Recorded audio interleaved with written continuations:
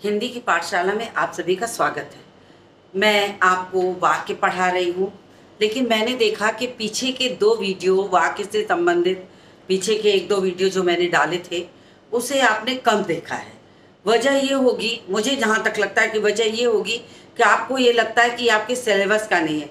तो मैं आपको बता दूँ, कक्षा 10 के कोर्स बी में ये सिलेबस के अंदर, पाठ्यक्रम के अंतर्गत चीज़ है जो मैं आपको पढ़ा रही हूँ।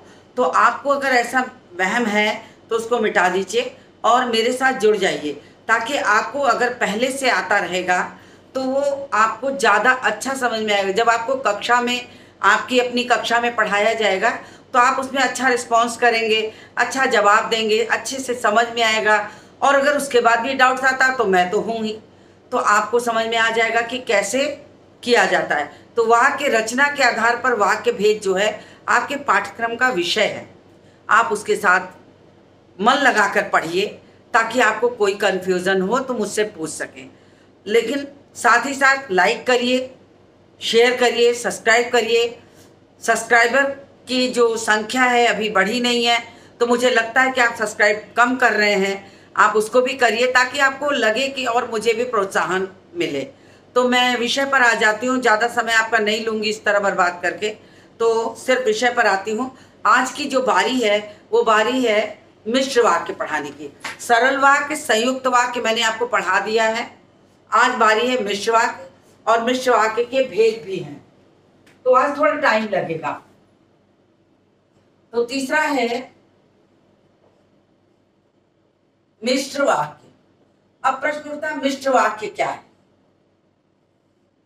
मिश्र वाक्य है, जैसे आपने संयुक्त वाक्य में देखा कि 2 उपवाक्यों को जोड़ा जाता है, उसी तरह इसमें भी 2 उपवाक्य तो होते हैं, परंतु एक उपवाक्य पूर्ण उपवाक्य होता है, दूसरा अपूर्ण उपवाक्य होता है।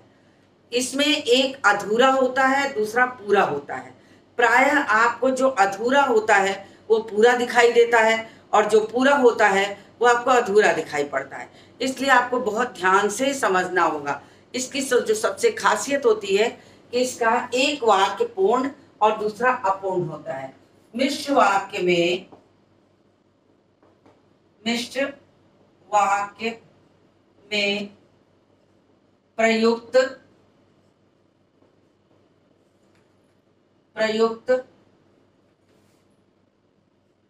उपवाक्यों में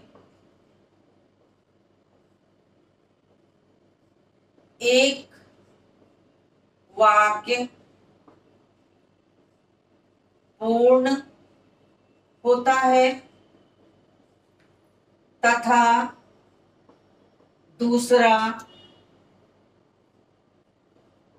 वाक्य अपूर्ण होता है।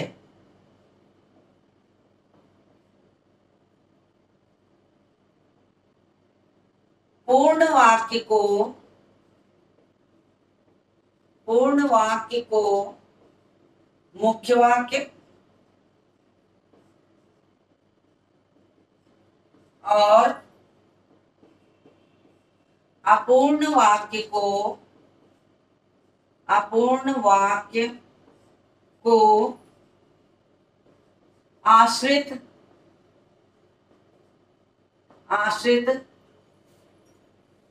उपवाक्य कहते हैं।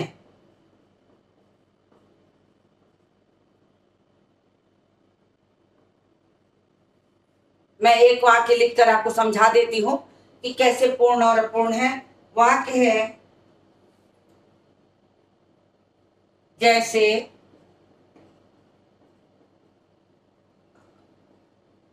नेहा ने कहा कि वह अधिक परिश्रम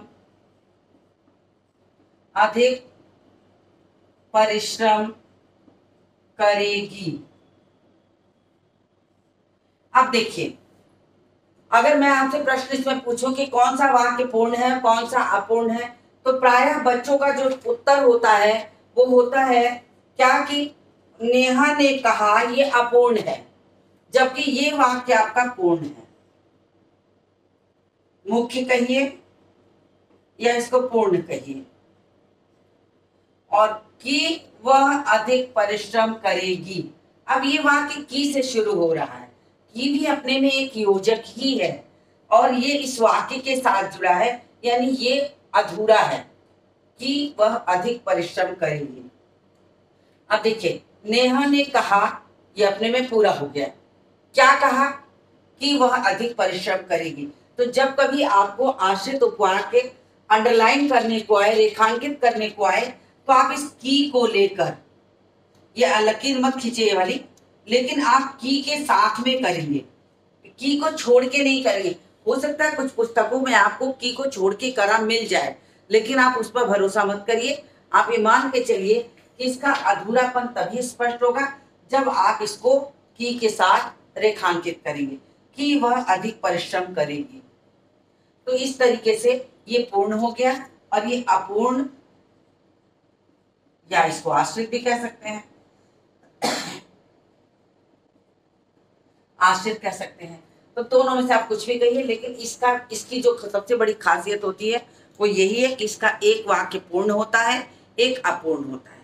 आपको बस ये ध्यान में लेकर चलना होगा कि आपकी पहचान ही इससे है कि इसमें एक दो उपवाक्यों में से एक हमेशा पूर्ण और एक अपूर्ण होगा।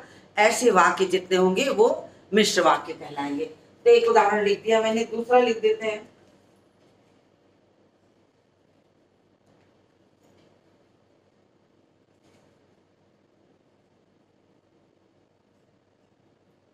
उस लड़के को बुलाओ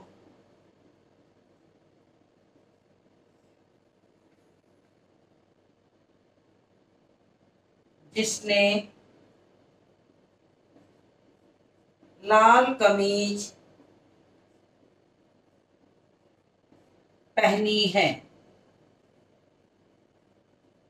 अब देखिए, उस लड़के को बुलाओ, ये आपका मुख्य हो गया, और जिसने लाल कमीज पहनी है ये आपका आश्रित हो गया। पूर्ण कहिए, अपूर्ण कहिए, या मुख्य और आश्रित कहिए।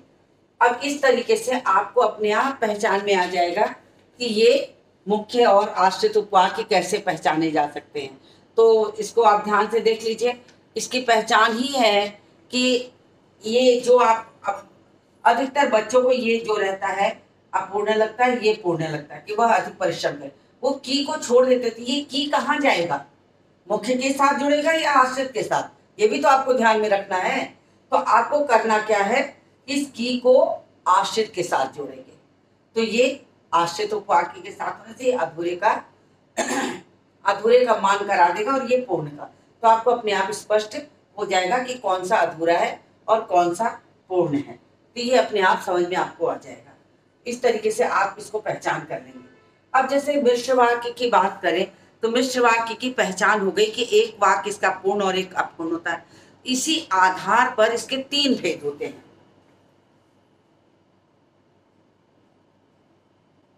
मिश्र वाक्य के भेद।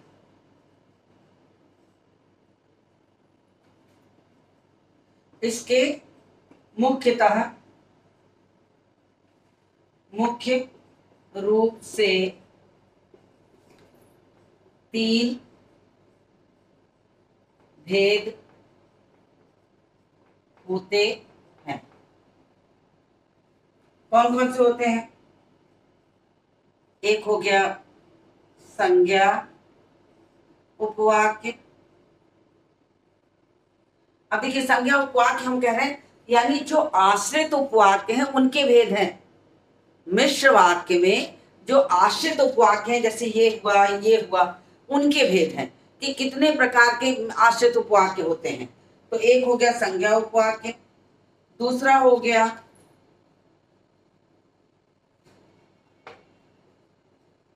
विशेषण उपवाक्य, और तीसरा हो गया